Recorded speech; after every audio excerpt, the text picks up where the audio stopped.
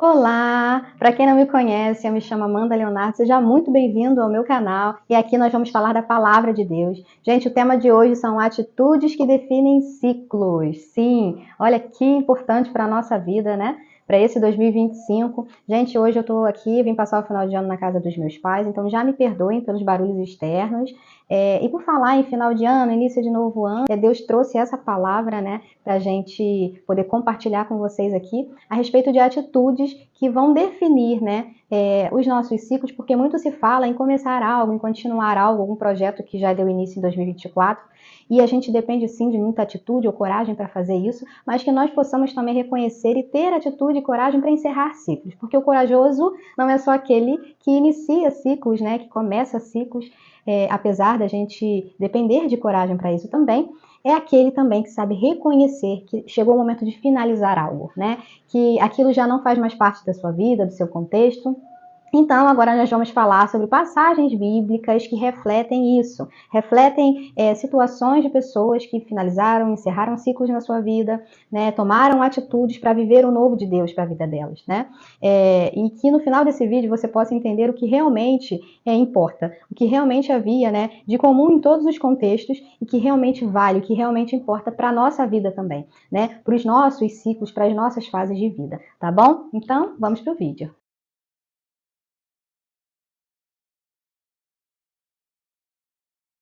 Bom, e o primeiro exemplo que eu vou trazer aqui para vocês é o exemplo de Moisés, quando ele está na frente do Mar Vermelho e atrás dele tem um exército, né? Atrás dele e do povo de Israel.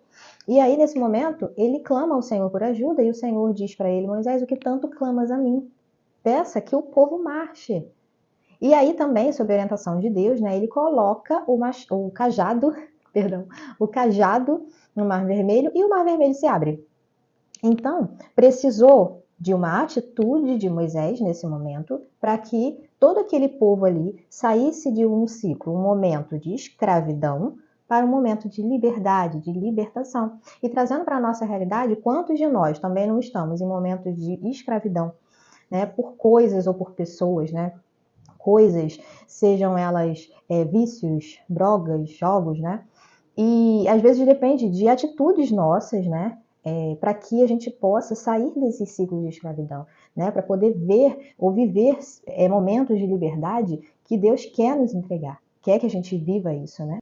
Outro exemplo que eu vou trazer para vocês é o exemplo de quando nós podemos ver na Bíblia um ciclo de escassez. Ele é substituído por um ciclo de bonança, né? De abundância de azeite. Quando uma viúva decide obedecer a um comando de um profeta, né? E busca um número maior de vasilhas que ela consegue, traz para sua casa, e enquanto existia vasilhas ali, existia azeite. Né? E trazendo para a nossa realidade, quantos de nós, às vezes, estamos presos em situações de escassez por medo de não arriscar aquele valor, aquela quantia em determinada coisa, ou também porque não cumprimos com princípios bíblicos, né? Então, que é claro, com muita prudência, né, a gente possa ter essa consciência, sabe? De encerrar, às vezes, alguns ciclos aí de medo, né? E até de não cumprimento de alguns princípios, para que a gente possa viver o que Deus realmente quer nos entregar. Porque é nisso que eu acredito, que Ele quer nos entregar o melhor que esse mundo tem para oferecer, né? As melhores condições, inclusive financeira, mas também depende de atitudes nossas para que isso aconteça. Outro exemplo é quando Pedro decide, né? Ele decide, foi uma decisão dele, jogar a rede de novo. Ele já havia passado uma noite inteira pescando, tentando pescar, e não havia conseguido pescar nenhum peixe.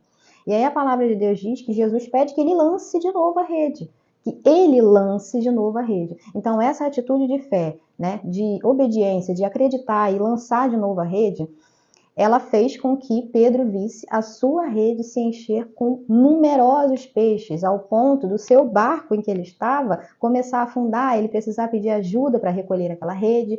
Então, trazendo para a nossa realidade agora, às vezes o que a gente precisa é ter uma atitude apenas de fé com Jesus, né? Às vezes uma atitude é o que ele precisa de nós para que a gente possa também ver, né? Essa rede nossa também se encher, né? E a gente conseguir ver o que Deus quer trazer para a nossa vida, né? E o último exemplo que eu vou trazer para vocês aqui, quando Lázaro ele já está morto, e já está morto há alguns dias. E a palavra diz que ele já cheira mal. E aí, nesse momento, Jesus pede que a pedra seja removida. E depois dessa atitude de tirarem a pedra, Lázaro sai do túmulo, após o comando de Jesus. Então, precisou de uma atitude de ser retirada a pedra, né, para que o milagre, aquilo que ninguém mais ali podia fazer, Jesus foi lá e fez. Então, quantos de nós também precisamos sair de uma situação, às vezes, de morte para uma situação de vida, né? E morte nesse sentido, gente, eu falo de fisicamente falando, né? Através de, infelizmente, doenças que a gente nem imaginava que um dia a gente pudesse passar, né? O câncer é um tipo de doença, né? Que ele não existe algo assim tão certinho que você possa fazer, que você nunca vai passar por isso, né? A ciência ainda não conseguiu isso. Psicologicamente falando, hoje em dia a gente ouve muito se falar sobre essas doenças psicossomáticas, né? A depressão, a ansiedade, que paralisa a gente de uma maneira que a gente fala. Pessoas que às vezes nem acreditavam, né, em situações de depressão, ansiedade, mas quando vivem isso, falam, meu Deus, como que eu vim parar aqui, né? Nessa circunstância que eu nem acreditava. E também espiritualmente falando. Então, às vezes, nós precisamos sair, né, dessa situação de morte e receber de Jesus, de Deus, né, um ciclo de vida. Nós precisamos ter vida. E como conseguir essa vida, né? Essa vida, ela só vem ela só vem de Deus, nosso Jesus Cristo e Salvador. E aí, agora, nós vamos para a palavra lá em João 15, e no versículo 4 vai falar: continuem unidos comigo, e eu continuarei unidos com vocês. Pois assim como o ramo só dá uvas quando está unido com a planta, assim também vocês só podem dar frutos se ficarem unidos comigo. Eu sou a videira e vocês são os ramos. Eu quem? Deus, Jesus Cristo. Ele é que é a vida, ele é que é a videira. Quem está unido comigo e eu com ele, esse dá muito fruto, porque sem mim vocês não podem fazer nada. Se vocês ficarem unidos comigo e as minhas palavras continuarem em vocês, vocês receberão tudo o que pedirem. Então, o que nós podemos concluir aqui com esses exemplos, né? Para a gente finalizar. O que existia de comum em todos esses exemplos? Primeiro lugar, Deus. Deus estava presente em todos esses exemplos que nós citamos. Foi ele que abriu o Mar Vermelho, foi ele que multiplicou o azeite, foi ele que permitiu aquela quantidade de peixes ali na rede de Pedro, e foi ele que ressuscita Lázaro. E qual é a segunda outra coisa que também, em comum, nós podemos observar em todos esses exemplos que a gente citou aqui? Foram as atitudes, né? Foram as decisões de obedecer ao comando de Deus que fizeram com que aquelas pessoas saíssem de ciclos ruins e vivessem o que Deus tinha preparado para elas, o que Deus queria que elas vivessem, né? Ou seja, o melhor, né? No caso de Moisés, ele conseguiu libertar o povo do Egito e atravessou o Mar Vermelho. Gente, não vamos fingir costume, né? Não vamos banalizar isso. Um mar, ele foi aberto e um povo passou pelo mar e foi liberto. O segundo exemplo que nós demos, né? A viúva, ela foi buscar os vasos, as vasilhas, porque se ela não tivesse ido buscar as vasilhas, não teriam onde colocar. E a palavra diz que enquanto existia vasilhas, existia azeite.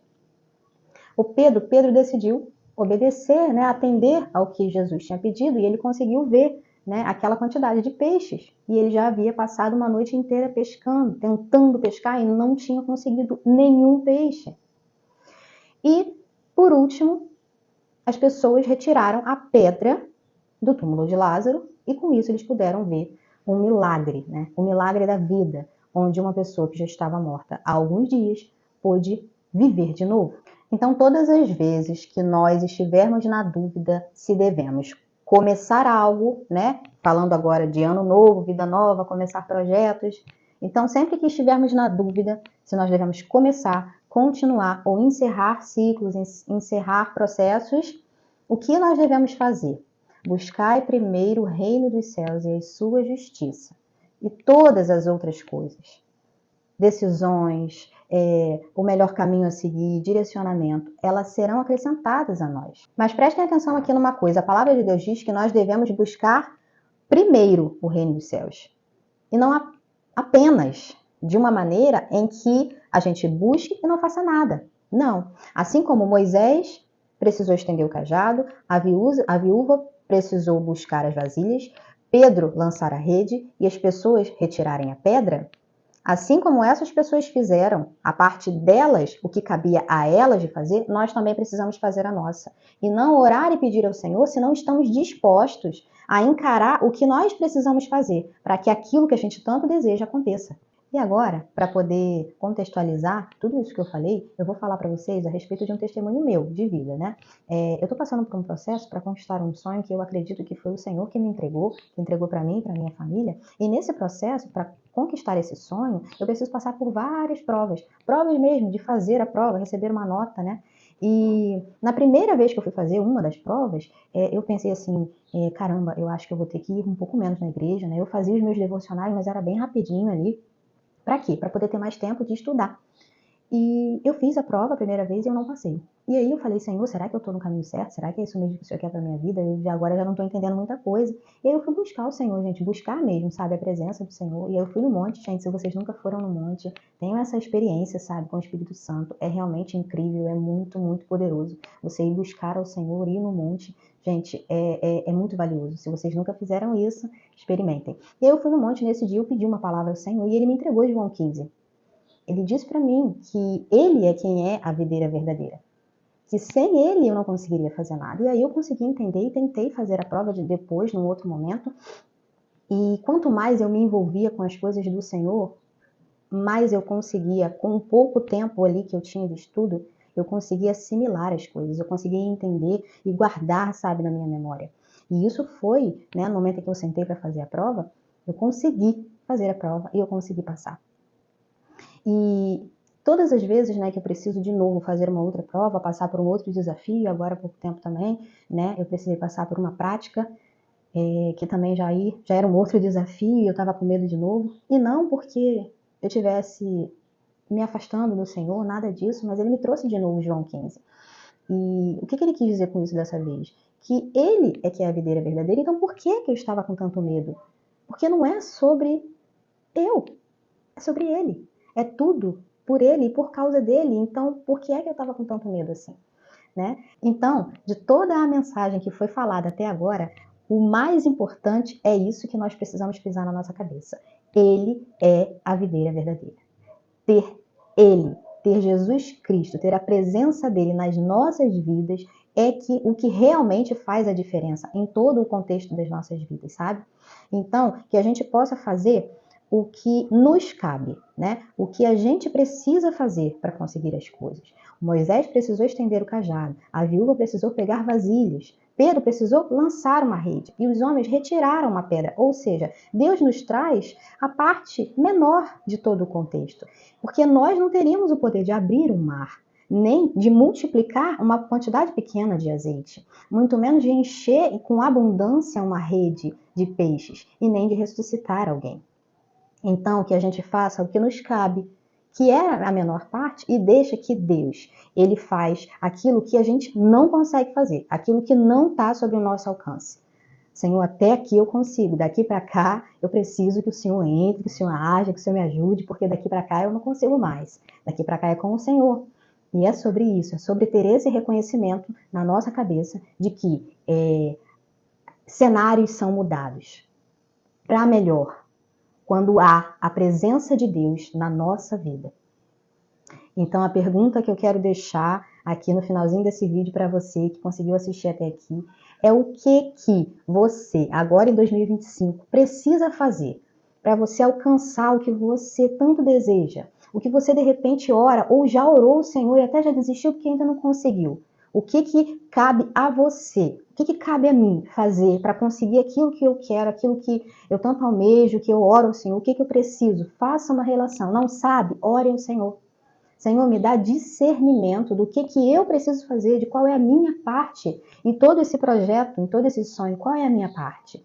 me diz o que eu preciso fazer, anota, faz um mapa mental, faz um passo a passo e age, toma a sua atitude em relação ao seu processo, os seus sonhos, os seus planos, que com certeza isso vai definir.